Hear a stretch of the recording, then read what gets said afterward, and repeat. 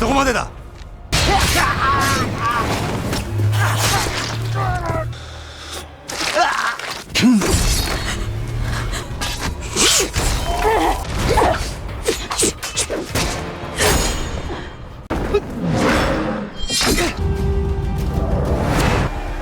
強八流系。今のも避けるか。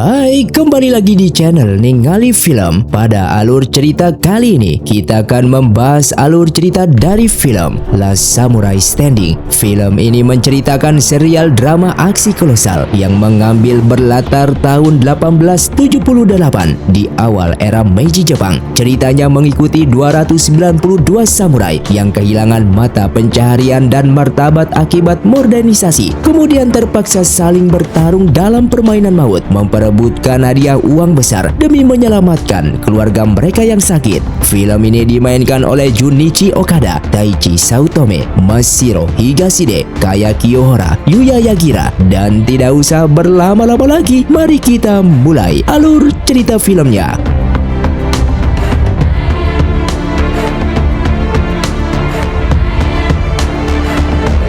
Film pun diawali dengan kilas balik ke masa peperangan berdarah. Di tengah jeritan pertempuran dan denting pedang, terdengar seruan bahwa perang telah berakhir. Asap membumbung tinggi, menandakan kemenangan bagi satu pihak dan kejatuhan bagi pihak lain.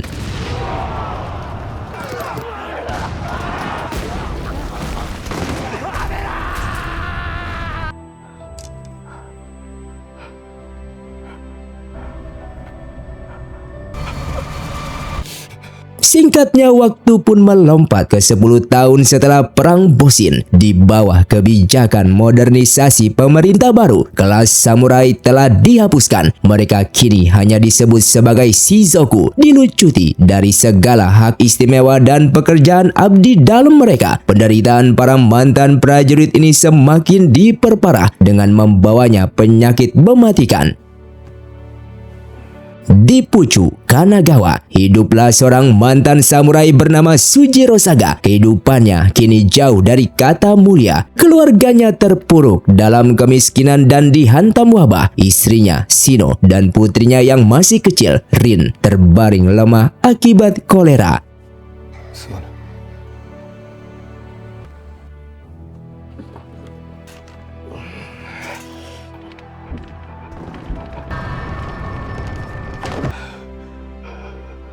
Dalam keputusasaan yang memuncak, Sujiro mendatangi tempat pegadaian milik Yahei. Ia berniat menukarkan pedang samurainya demi membeli makanan dan obat. Namun Yahei menolaknya. Sejak dekret penghapusan pedang disahkan 2 tahun yang lalu, pedang tak lebih dari sekedar rongsokan besi. Meskipun menolak pedang tersebut, Yahei yang merasa iba tetap memberikan sedikit gula dan garam untuk keluarga Sujiro.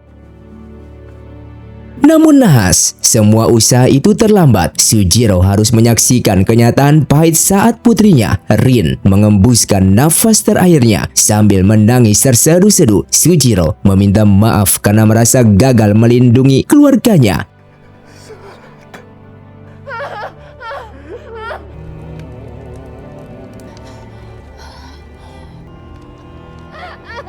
Di tengah keputusasaan warga, sebuah desas-desus menyebar cepat dari Hokkaido hingga Ryukyu melalui secarik selebaran. Selebaran itu mencari orang-orang yang unggul dalam seni bela diri untuk berkumpul di kuil Tenryuji. Hadiah yang dijanjikan sangat tidak masuk akal, yaitu 100.000 yen, sebuah nominal yang cukup untuk menghidupi 10 generasi dalam kemewahan.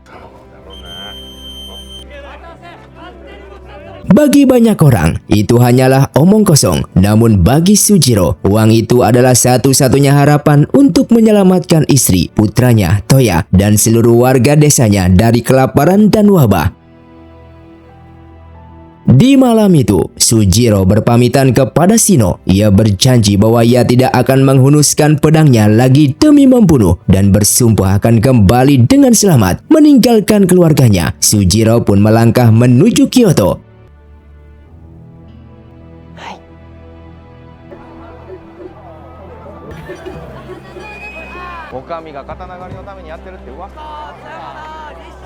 Tepat pada tengah malam tanggal 11 Mei, Sujiro tiba di Kyoto. Udara malam itu terasa berbeda, membawa kembali ingatan kelam berupa aroma anyir darah yang pernah sangat akrab baginya.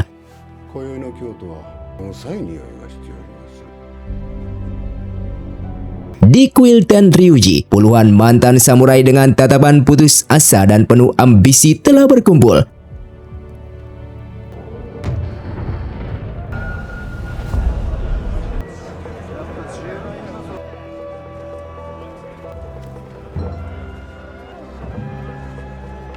Di sana, Sujiro sempat berpapasan dengan Kauemon Tachikawa, seorang mantan samurai dari wilayah Kaga.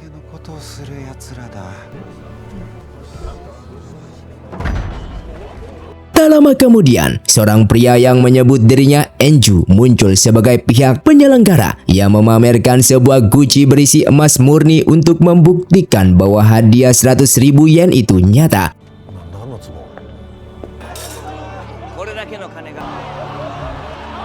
Enju menjelaskan bahwa mereka akan mengikuti sebuah permainan yang akan menguji pikiran, keterampilan, dan tubuh mereka. Namun ia memberikan peringatan keras setelah aturan dijelaskan, tidak ada satupun yang boleh mundur. Enju memberikan waktu 30 detik untuk mengurungkan niat. Di tengah hitungan mundur tersebut, seorang petugas kepolisian dari Divisi 4 Prefektur Kyoto bernama Ando, julukan Angin Kencang, maju dan mencoba menangkap mereka semua atas pelanggaran dikrit. Alih-alih takut, Enju malah menetapkan bahwa karena Ando berdiri di dalam kuil, ia otomatis menjadi peserta. Tergoda oleh kekayaan dan dikuasai harga diri, tidak ada satupun yang melangkah keluar. 292 orang tetap berdiri di tempatnya tersebut. 3、2、1 Enju menyebut keberanian mereka dan mengumumkan nama permainan tersebut, Kodoku. Setiap peserta diminta menuliskan nama mereka dan mengalungkan sebuah tanda kayu di leher. Tanda kayu itu bernilai 1 poin. Enju kemudian membeberkan 7 aturan mutlak yang harus ditaati. Aturan pertama, tujuan akhir dari permainan ini adalah Tokyo atau Edo. Aturan kedua, peserta harus melewati 7 pos pemeriksaan secara berurutan. Aturan ketiga, peserta harus mengumpulkan poin, tanda kayu yang cukup untuk melanjutkan perjalanan ke kota berikutnya. Aturan keempat, dilarang keras membicarakan permainan ini kepada siapapun di luar arena. Aturan kelima, peserta yang bertahan harus tiba di Tokyo paling lambat tanggal 11 Juni. Aturan keenam, dilarang mengundurkan diri. Jika tanda kayu terlepas dari tubuh selama 10 hitungan mundur, peserta dianggap gugur. Aturan ketujuh, bagi yang melanggar aturan akan diberikan hukuman setimpal.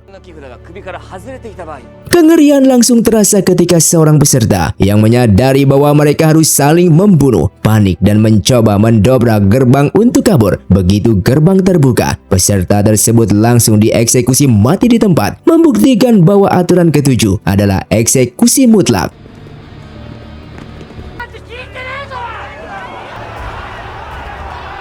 Untuk keluar dari gerbang kuil Tenryuji, peserta butuh minimal 2 poin dan butuh 100 poin untuk masuk ke Tokyo. Cara mendapatkannya hanya satu, membunuh sesama peserta dan merampas tanda kayu mereka.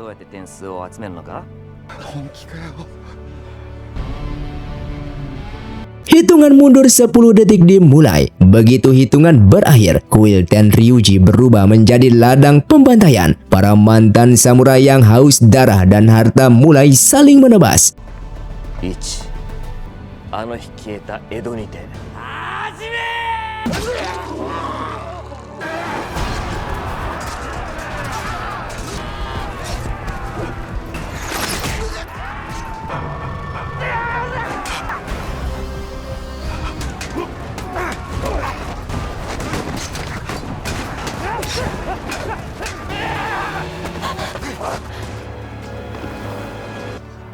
Sakura. Orang pertama yang berhasil mendapatkan poin dan keluar dari gerbang adalah Ukyo Kikuomi, mantan pelindung elit yang dijuluki Dewa Pelindung Bangsawan Istana.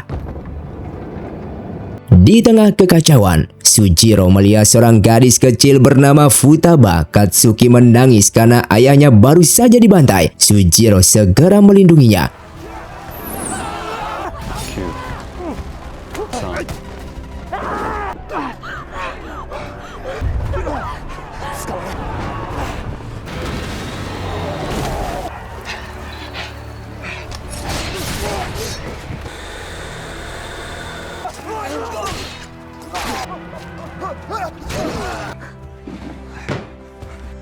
佐賀修二郎。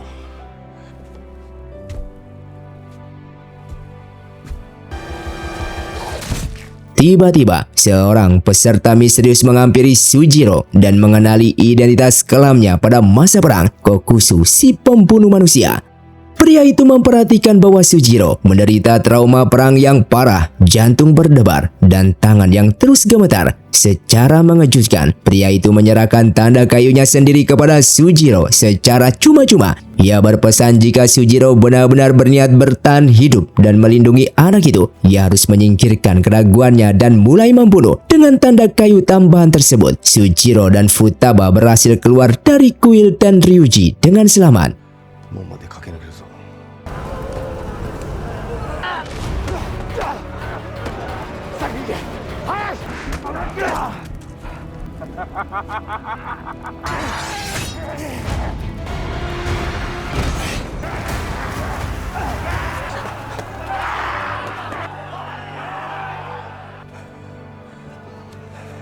確認しました。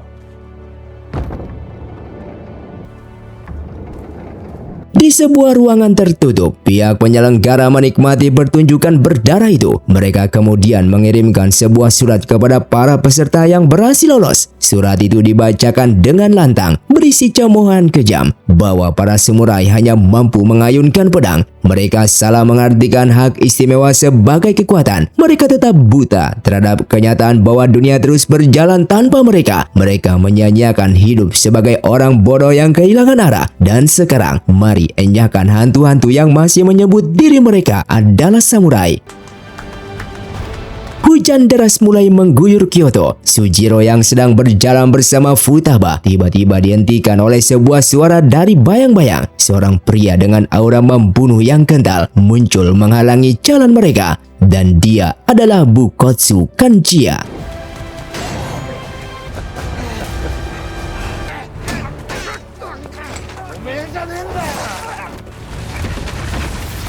10 tahun telah berlalu sejak perang Boshin dan Bokusu rupanya telah lama mencari keberadaan Sujiro. Sambil menghunus senjatanya di bawah rintik hujan, Bukotsu menantang rival lamanya memanggil kembali nama yang paling ditakuti, yaitu Kokusu, si pembunuh manusia. Di tengah guyuran hujan dan bayang-bayang kematian, pertarungan sejati baru saja akan dimulai.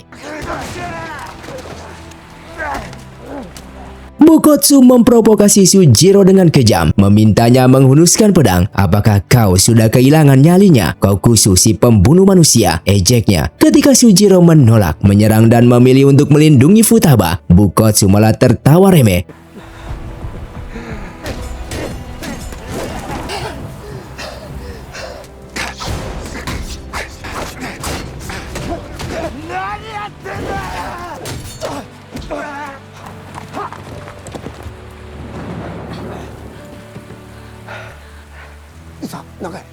Namun pertarungan mereka tiba-tiba diinterupsi oleh datangnya sesosok pria yang sebelumnya sempat memberikan tanda kayunya kepada Sujiro di kuil Tenryuji.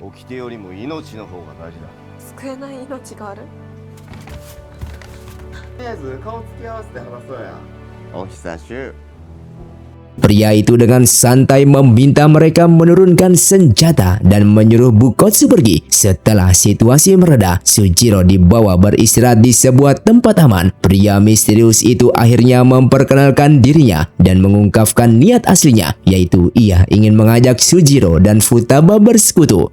Pria itu menyadari adanya konspirasi besar di balik Kodoku. Rumor beredar bahwa turnamen ini mungkin merupakan alat perburuan pedang oleh pemerintah, rencana balas dendam sisa-sisa pasukan Shogun, atau konspirasi pihak asing untuk memicu perang saudara di Jepang. Ia telah menghitung bahwa dari 128 peserta yang lolos dari gerbang pertama, maksimal 9 orang dapat mencapai Tokyo berdasarkan jumlah poin tanda kayu yang dibutuhkan. Dikarenakan ada peluang lebih dari satu pemenang, pria itu mengusulkan kerjasama 3 pihak. Ia memilih Sujiro karena selama Futaba ada bersamanya, Sujiro tidak akan berani berkhianat. Gadis ini adalah Sandra, ancamnya secara halus. Pria itu memberikan tenggat waktu hingga malam ketiga di penginapan Uzuya bagi Sujiro untuk mengambil keputusan. それとも一つ忠告や。あんたは切れる。 Di saat pria misterius itu pergi, ia meninggalkan sebuah kalimat yang menusuk hati Sujiro. Pembunuh manusia adalah pembunuh seumur hidupnya, dan kau tetap pembunuh Kokusu Saga. Pernyataan itu membawa Sujiro kembali pada ingatan pahit masa lalunya di desa asalnya. Sebelum keberangkatannya ke Kyoto, Sujiro harus memohon-mohon uang demi menyelamatkan keluarganya dari kolera. Tidak ada warga yang memiliki uang, hingga seseorang memberinya sebuah selembaran yang menjanjikan hadiah 100.000 yen dari turnamen Kodoku. Di sisi lain, Futaba juga memiliki alasan kuat untuk mengikuti turnamen ini. Ia mengingat ibunya yang mengajarinya sebuah tarian ritual untuk mendoakan roh-roh agar pergi ke surga dengan tenang. Namun kini, ibunya dan anak-anak yatim piatu di desanya terjangkit kolera dan membutuhkan uang pengobatan.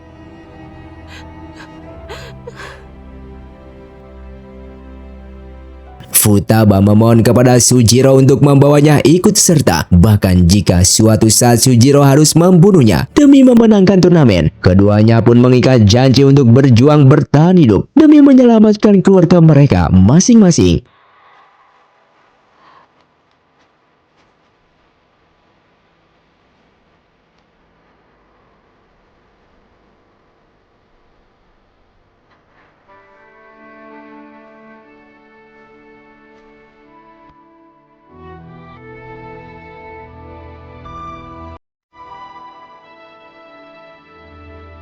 神楽か。皆が命を全うして母に教わりました。コラリで床に伏しています。私にはお金が必要です。だからお願いです。出ることになったとしても。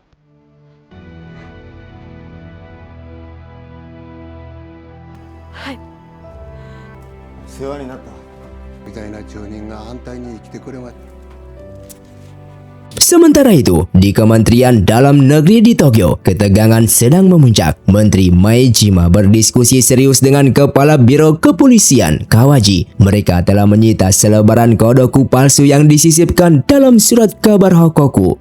Pemerintah menyadari bahwa ratusan mantan samurai yang tak lain adalah Shizoku yang bersenjata kini tengah bergerak. Lebih buruk lagi, kontak dengan Jinbei Ando, agen yang menyusup ke kuil Tenryuji, telah terputus. Maejima memperingatkan bahwa jika para Shizoku ini didandani oleh pihak yang kuat dan merencanakan pemberontakan, maka Jepang akan hancur dari dalam dan dengan mudah dijajah oleh bangsa barat. Kawaji diperintahkan untuk segera menyelidiki dan menangkap dalang di balik turnamen berdarah tersebut. Di lokasi Kodoku, seorang peserta yang brutal sedang menginterogasi dan menyiksa warga sipil demi mencari keberadaan Sujiro dan Futaba. Tindakan keji itu dihentikan oleh kedatangan Ukyo Kikuomi, mantan elit yang dijuluki sebagai dewa pelindung bangsawan istana. 遊ぼうぜ。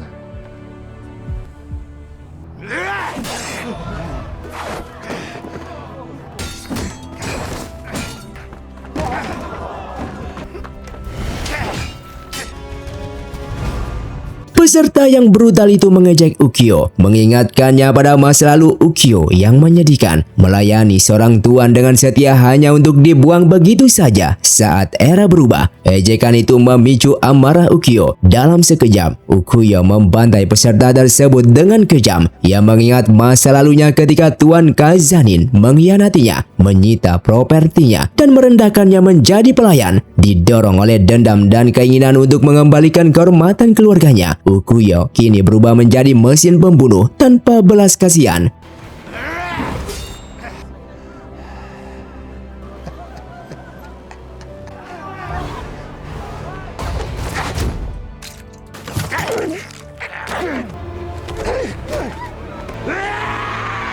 Di sudut lain jalur Tokaido, keputusan mulai menggerogoti mental beberapa peserta. 3 orang peserta yang terluka parah dan ketakutan mencoba menghentikan seorang peserta misterius. Mereka memohon-mohon untuk bergabung dan bekerja sama, menangis bahwa mereka telah dijebak. Mereka menyadari bahwa kekuatan beberapa peserta jauh melampaui akal sehat dan menganggap janji 100.000 yen adalah kebohongan belaka.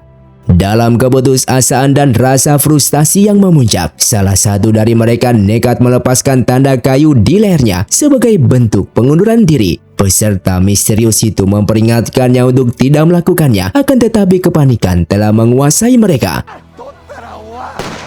Dalam sekejap, tembakan senapan yang presisi dari jarak jauh meledakkan kepala pria yang melepaskan tanda kayunya. Penyelenggara yang mengawasi dari kejauhan mengeksekusi pelanggar aturan genam secara instan. Siapapun bagi yang melanggar akan diberi hukuman setimpal.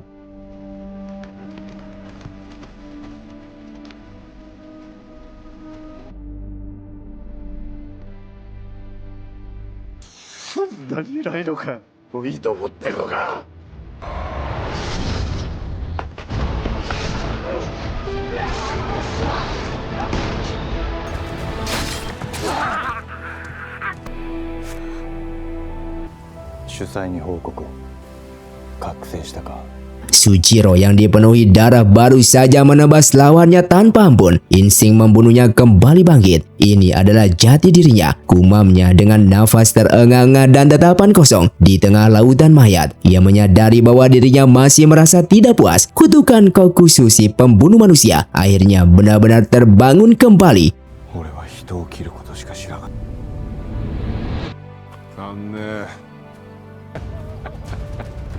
Singkatnya, cerita ditarik mundur ke masa lalu, jauh di sebuah pegunungan terpencil tempat berdirinya perguruan ilmu pedang legendaris yang diyakini telah punah, Kyo Hachiryu. Di sana, 8 anak yatim piatu berlatih menempat diri dengan tekun. Mereka tumbuh layaknya saudara tanpa ikatan darah, termasuk Sujiro, Iroha, satu-satunya perempuan, Sansuke, Shikura, Jinroku, dan Ikan. Suasana persaudaraan yang hangat itu hancur dalam sekejap ketika sang master mengumpulkan mereka. Dengan dingin, master mengumumkan bahwa aliran Kyo Hachiryu hanya boleh diwarisi oleh satu penerus tunggal. Untuk menentukannya, ke-8 saudara itu diwajibkan untuk saling membunuh keesokan harinya saat matahari berada tepat di atas kepala. Sang master memperingatkan bahwa tidak ada yang boleh melarikan diri. Jika ada yang berani kabur, seorang monster sekaligus pembunuh bayaran bernama Gentosai akan memburu dan menghabisi mereka. Menghadapi takdir yang kejam dan ketidakmampuan untuk membunuh saudaranya sendiri, Sujiro mudah memilih melarikan diri dari gunung pada malam hari, sebuah keputusan yang kelak akan menghantui hidupnya.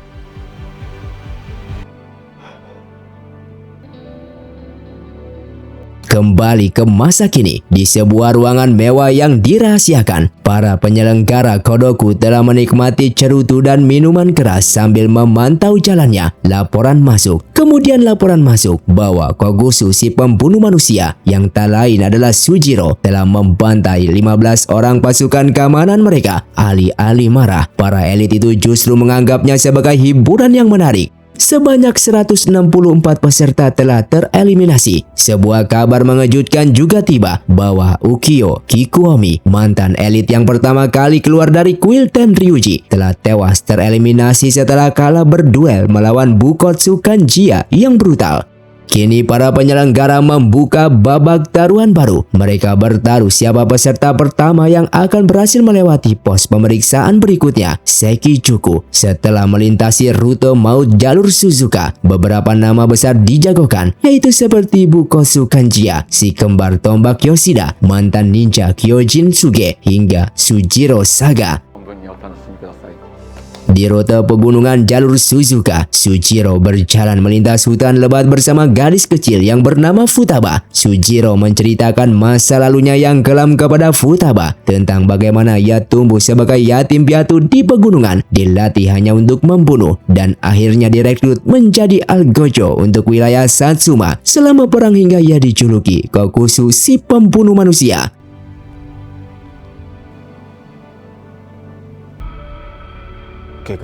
Tiba-tiba, firasat Sujiro terbukti. Mereka disergap oleh sekelompok peserta lain.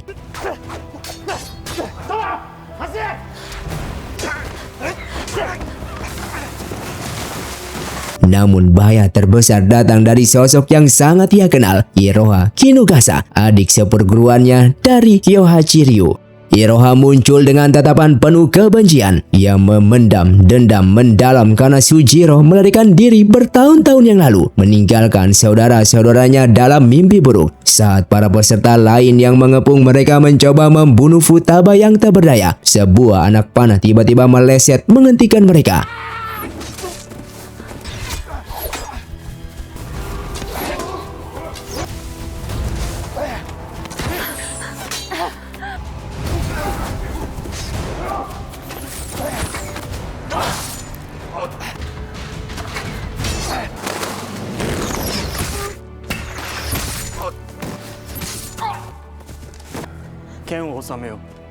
Seorang pria asing dengan pakaian tradisional turun tangan. Ia adalah Kamui Kocha, seorang pejuang suku Ainu dari Hokkaido.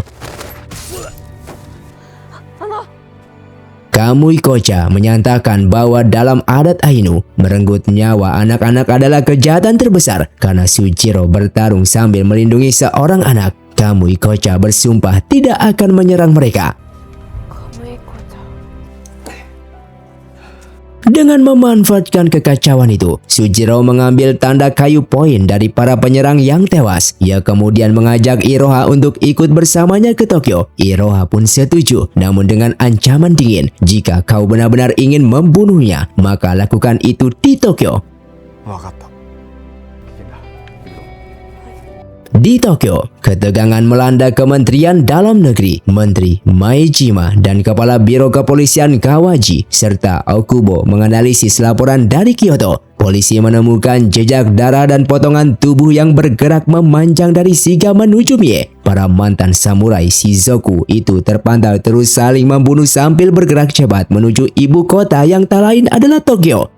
Para pejabat pemerintah mulai panik jika ratusan pembunuh bayaran dan mantan prajurit yang dipersenjatai senapan bergerak ke Tokyo. Ini bisa memicu perang saudara yang akan menghancurkan pemerintahan Meiji yang baru lahir. Kawaji segera diperintahkan untuk melacak dari mana asal ratusan senapan yang digunakan oleh pihak penyelenggara rahasia tersebut.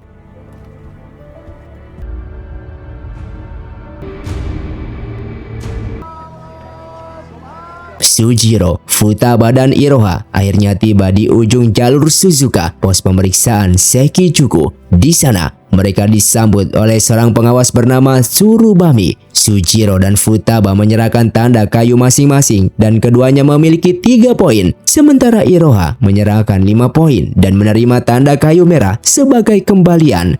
Sujiro mencoba menginterogasi Tsurubami tentang tujuan sebenarnya dari turnamen ini. Tsurubami menolak menjawab secara langsung, namun ia memberikan sebuah petunjuk yang mengerikan. Mendengar itu, Sujiro dan Iroha terdiam. Mereka menyadari bahwa masa lalu mereka di gunung adalah sebuah eksperimen yang sama persis dengan turnamen ini.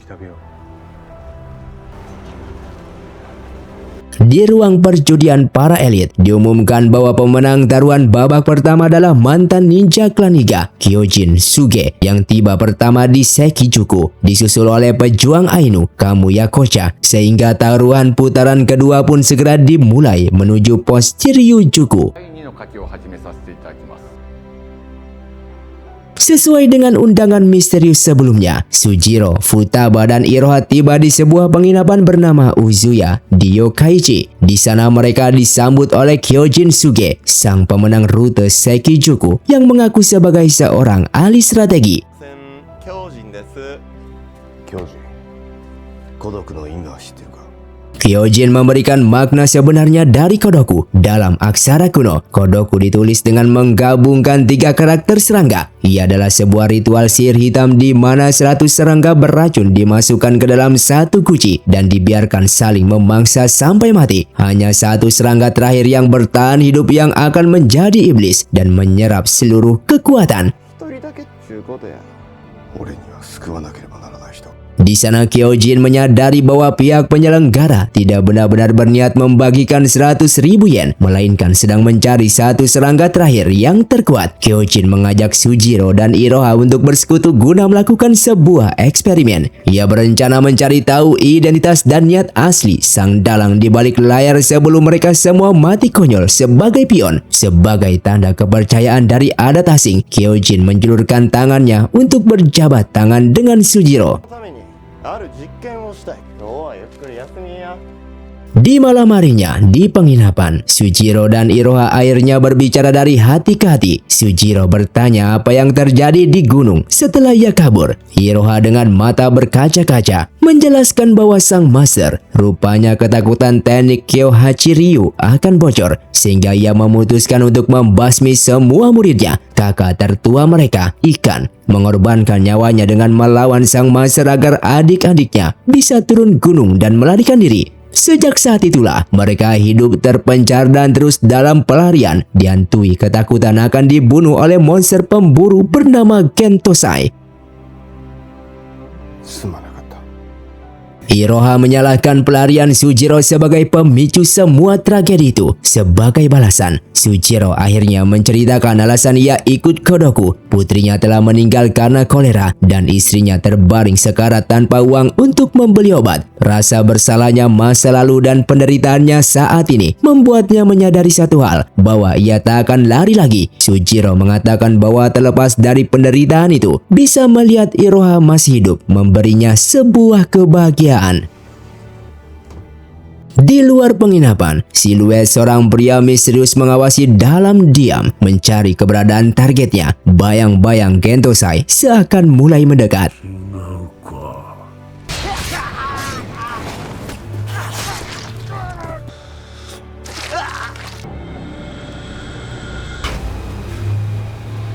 Sementara itu, di markas kepolisian Tokyo, investigasi besar-besaran akhirnya membuahkan hasil. Kawachi melaporkan dengan terengah-engah kepada para pejabat bahwa mereka telah menemukan asal-muasal senapan tersebut. Senapan-senapan itu diselundupkan dalam jumlah raksasa dari Inggris menuju pelabuhan Yokohama. Di sana fakta mengerikan pun telah terungkap bahwa tidak mungkin satu penyelundup biasa mampu mendanai operasi sebesar itu. Sang klien utama yang mendanai turnamen berdarah Kodoku mempersenjatai para pengawal dan menjanjikan hadiah 100.000 yen ternyata adalah kelompok penyokong finansial terbesar bagi pemerintahan Meiji itu sendiri. Dalang di balik seluruh pertumpahan darah ini adalah 4 besar Zaibatsu konglomerat yang tak lain adalah keluarga Mitsui, Sumitomo, Yasuda, dan Mitsubishi. Para penguasa ekonomi ini diam-diam menjadikan nyawa para mantan samurai sebagai permainan sekaligus alat untuk menghapus sisa-sisa era lama dari daratan Jepang.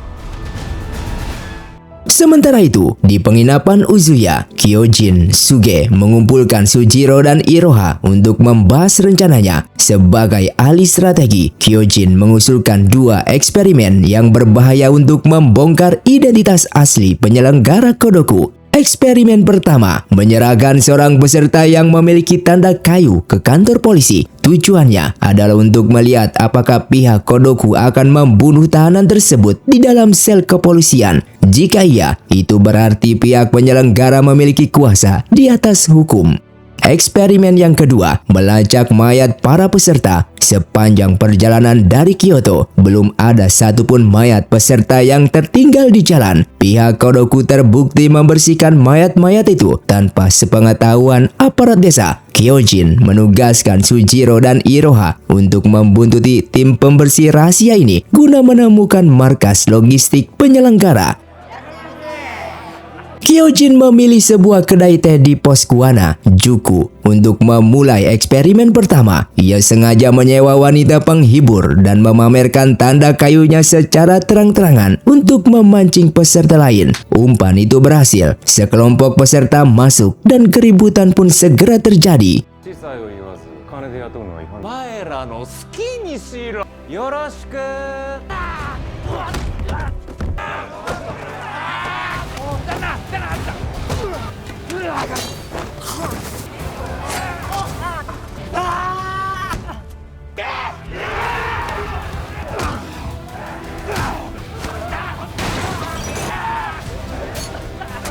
Di luar kedai, Bukotsu Kanjia, sang pembantai, sedang berhadapan dengan Kamui Kocha, pejuang Ainu. Bukotsu meremehkan busur tradisional Kamui Kocha. Namun Kamui Kocha membalas bahwa busur itu adalah alat persembahan untuk dewa. 神がいたら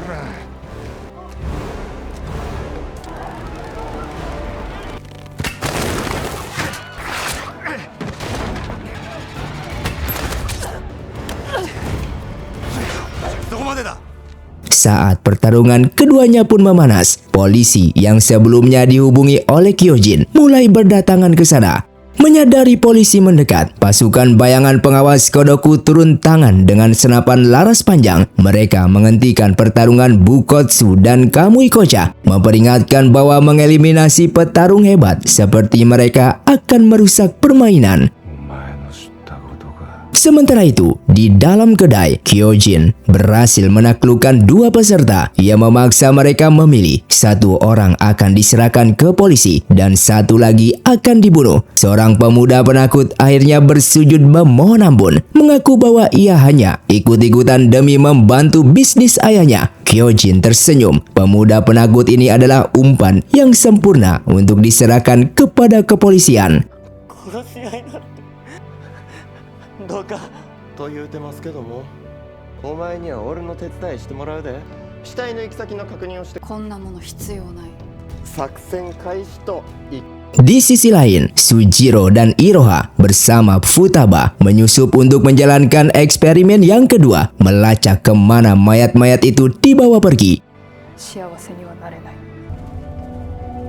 Di Tokyo, Tuan Okubo, Kawaji, dan Maejima mengadakan rapat darurat. Penyelidikan mereka terhadap telegram bersandi dan sumber pendanaan senapan telah membuktikan bahwa turnamen pembantaian Kodoku ini disponsori sepenuhnya oleh 4 besar Zaibatsu, yang tak lain adalah konglomerat. Para Zaibatsu ini dulunya diperas dan dipaksa mendanai para samurai saat era peperangan. Kini di era Meiji, mereka menyimpan dendam kesuma terhadap kelas Shizoku dengan menggunakan kekayaan luar biasa. Para Zaibatsu menyuap dan mengadakan Kodoku untuk mengadu domba para Shizoku agar mereka saling memusnahkan. Tuan Okubo segera memerintahkan penangkapan para ketua Zaibatsu atas tuduhan pengkhianatan tingkat tinggi. Namun Kawaji dan tim analisisnya menemukan fakta yang lebih mengerikan. Telegram bersandi dari kuil Tenryuji yang tak lain adalah Kyoto tidak dikirim ke Gunung Fuji seperti yang disangka. Telegram itu dialihkan dari kantor telegraf Nihon Bashi dan tujuan akhirnya adalah Biro Kepolisian Kementerian Dalam Negeri. Polisi sedang disuapi dari pucuk pimpinan tertingginya.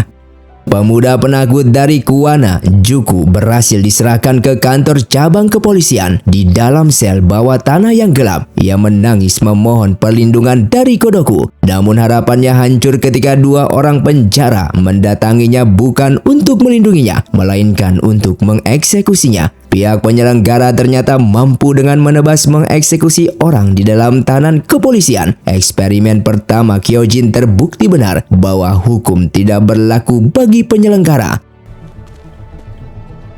Sementara itu, dari hasil pelacakan mayat eksperimen yang kedua, Sujiro berhasil menyusup ke markas rahasia tempat mayat-mayat tersebut dikumpulkan. Mengejutkannya, tempat itu adalah sebuah gudang rahasia di dalam Bank Mitsui, salah satu dari 4 besar Zaibatsu.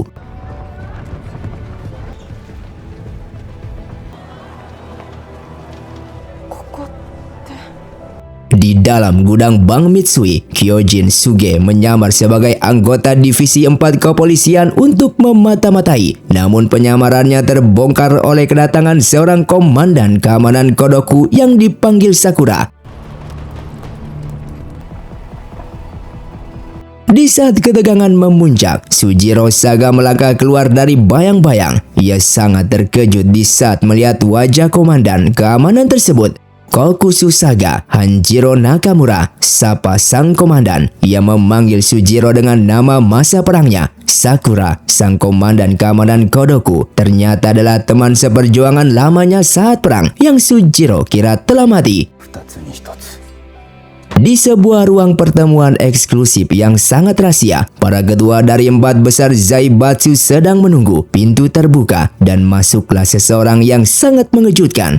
Orang yang disebut sebagai penyelenggara sekaligus menteri dalang utama yang mengatur turnamen Kodoku bersekongkol dengan Zaibatsu dan memalsukan perintah dari dalam kementerian. Tidak lain adalah salah satu pejabat tinggi dalam pemerintahan Meiji sendiri. Mereka telah membelot, mengkhianati Tuan Okubo dan para menteri pro hukum.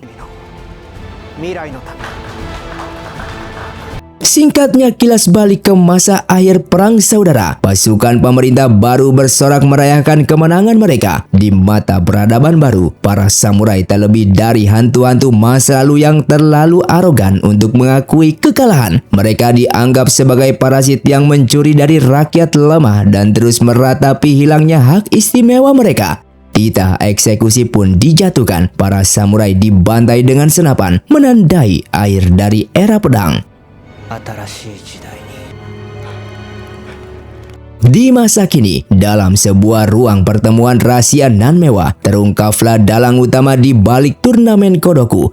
Penyelenggara yang misterius tengah menjamu para pimpinan Zaibatsu yang merupakan konglomerat penguasa ekonomi. Para Zaibatsu ini menyimpan dendam kesuma terhadap kelas Shizoku, mantan samurai. Di masa lalu, samurai sering memeras dan memaksa mereka meminjamkan uang yang tak pernah dikembalikan. Karena trauma tersebut, para keluarga Zaibatsu memegang satu moto mutlak: jangan pernah meminjamkan uang ke Shizoku. Mereka dengan senang hati mendanai turnamen maut Kodoku semata-mata demi hiburan melihat para mantan samurai saling membantai. Sementara itu, di fasilitas rahasia milik Bank Mitsui, kelompok Sujiro Saga Kokusu terjebak dalam baku tembak mematikan. Mereka dikepung oleh aparat bersenapan laras panjang di tengah desingan peluru. Seorang komandan aparat yang ternyata adalah mantan rekan masa lalu Sujiro bernama Sakura mencoba mengakhiri hidup Sujiro. Namun berkat insting bertarungnya yang tajam, Sujiro dan kelompoknya berhasil kabur dari kepungan tersebut.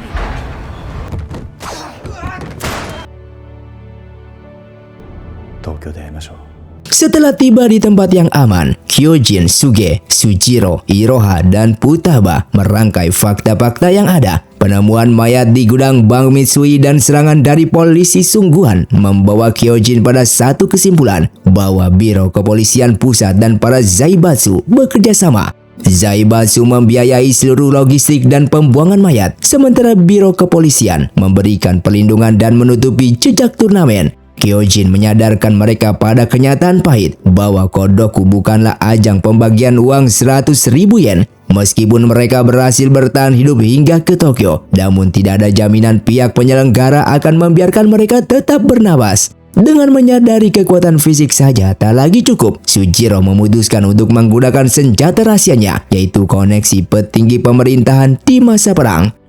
Di wilayah Narumi, Sujiro menitipkan Futaba kepada Iroha yang mulai mengajari Futaba bahwa kekuatan wanita tidak hanya tentang fisik dan pedang.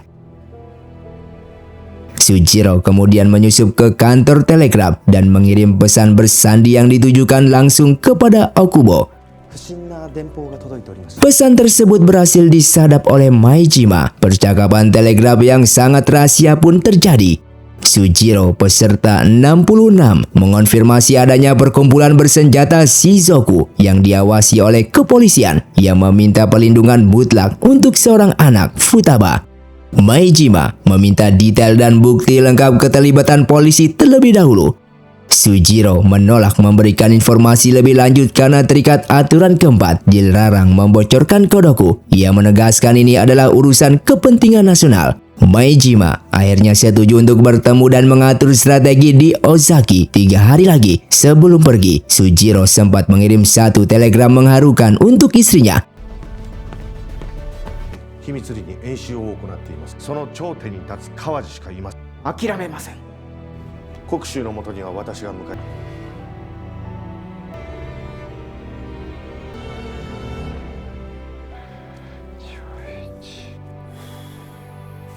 Kembali ke Ruto Kodoku, rombongan Sujiro akhirnya tiba di pos pemeriksaan Chiryu Juku. Syarat mutlak untuk melewati pos ini adalah menyerahkan tanda kayu senilai 5 poin. Di sana, Sujiro memiliki 8 poin, Iroha memiliki 8 poin, Futaba memiliki 7 poin, Kyojin Suge memiliki 7 poin. Mereka berempat bisa lolos tanpa masalah. Namun Shinosuke Sayama, pemuda penakut yang ikut kelompok Kyojin, tidak memiliki poin yang cukup. Ia menangis histeris dan memohon ampun. Di luar dugaan, Futaba yang tak berdaya melangkah maju. Ia memberikan 2 poin miliknya kepada Sayama, menyelamatkan nyawa pemuda itu. Sayama bersujud sambil menangis berterima kasih. Tindakan naif tersebut sempat dicemooh, namun Sujiro justru memuji Futaba.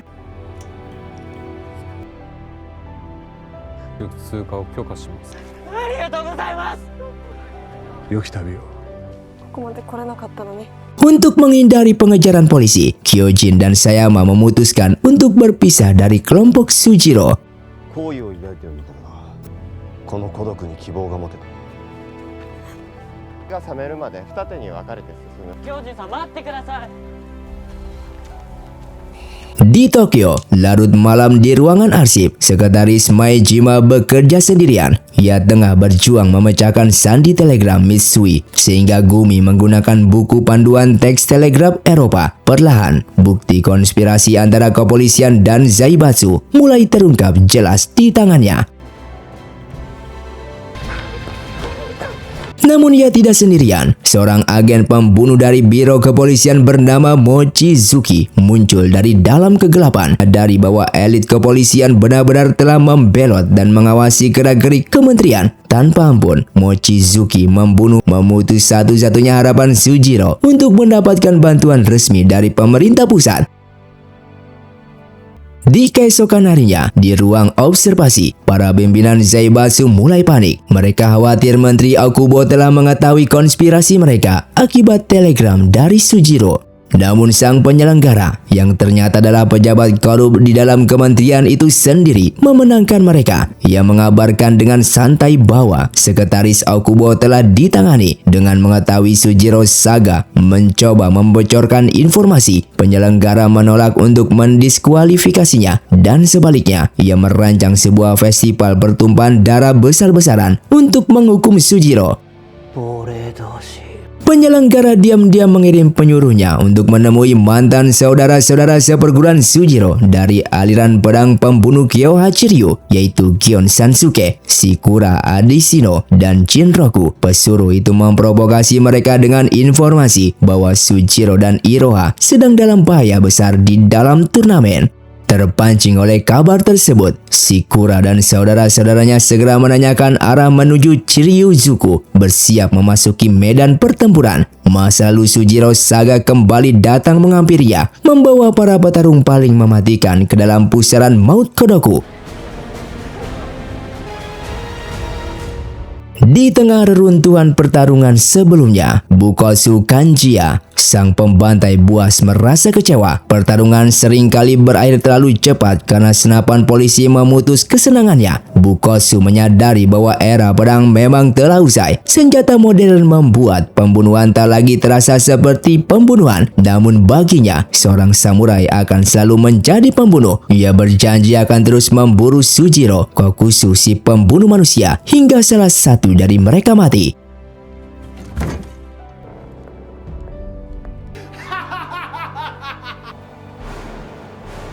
Sementara itu di Tokyo, kilas balik mengungkapkan perdebatan sengit antara Menteri Toshimichi Okubo dan Kepala Kepolisian Toshiyoshi Kawaji. Kawaji mendesak agar polisi dipersenjatai senapan gaya barat demi memusnahkan sisa-sisa Shizoku, samurai yang berpotensi memberontak. Namun Okubo menolak keras. Okubo percaya bahwa penindasan bersenjata hanya akan memicu kebencian publik. Sehingga perdebatan ideologi ini menjadi awal mula pengkhianatan Kawaji. Kembali ke masa kini, Sujiro menerima balasan telegram dari mendiang Maejima yang identitasnya telah dipalsukan oleh pembunuh bayaran. Pesan itu menjanjikan pertemuan di Okazaki dalam 2 hari. Percaya bahwa pertolongan akan datang, Sujiro membiarkan Futaba bermain dan menikmati hari di festival kuil Narumi. Iroha menatap Sujiro dan menyadari betapa pria itu telah berubah setelah memiliki keluarga. Sujiro mengaku bahwa keluarganya mengajarkan cara hidup selain untuk membunuh. Mendengar itu, Iroha merasa iri dan bergumam. Namun kedamaian itu segera hancur. Mantan saudara-saudara seperguruan mereka, Shikura, Jinroku, dan Sansuke telah dijebak oleh kaki tangan penyelenggara, yaitu Kyojin Suge, yang kini bekerja untuk Kodoku demi kesenangannya sendiri. Kyojin memberitahu mereka bahwa Sujiro dan Iroha ada di kuil dan sedang diburu oleh sang monster Gentosai. Sementara di festival kuil, kekacauan pecah dari 2 arah sekaligus. Di satu sisi, Bukosu Kanjia akhirnya menemukan Sujiro yang mulai membantai orang-orang tak bersalah di festival demi memprovokasi Sujiro. Futaba yang berani mencoba menghentikan Bukosu dengan mengatakan, "Jika kau membunuh orang tak bersalah, maka kau juga bukanlah samurai."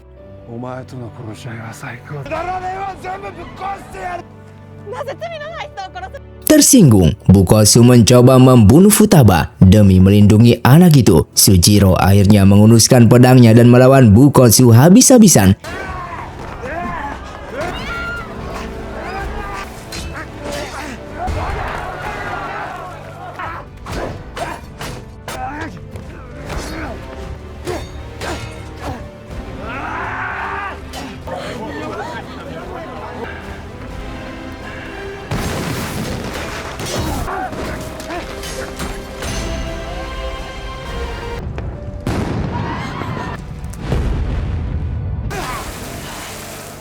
Sujiro mempertanyakan alasan Bukosu terus membunuh. Namun Bukosu bersikeras bahwa era samurai hanya bisa dibangun kembali di atas lautan darah. Dalam pertarungan berdarah yang memuncak, Kokosu si pembunuh manusia berhasil menebas dan membunuh Bukosu Kanjia, sang pembantai liar.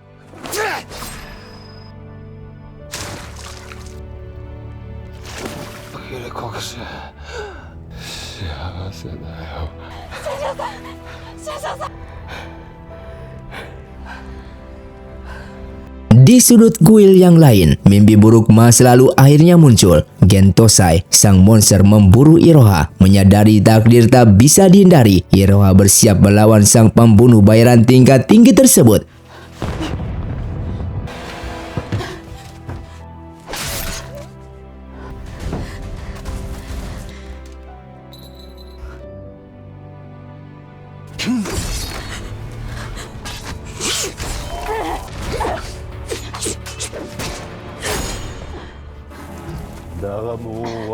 Di saat kritis, Shikura, penerus keempat, dan Sansuke, penerus ketiga, tiba untuk membantu Iroha. Namun kekuatan Gentosai terlalu dahsyat. Meskipun mereka bertiga menyerang bersama, Gentosai mematahkan serangan mereka dengan mudah. Saudara-saudara itu harus melarikan diri demi bertahan hidup. Menyadari mereka butuh kekuatan semua murid tersisa untuk mengalahkan monster tersebut.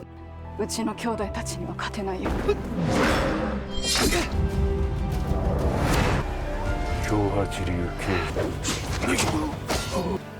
今のも避けるか。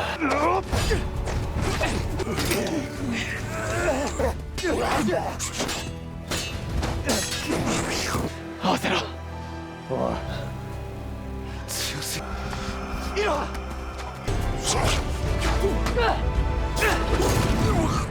Di ruang observasi Kodoku, para Zaibatsu bersulang merayakan kekalahan Bukotsu. Namun Inspektur Jenderal Kawaji pamit dari ruang itu karena memiliki tugas khusus.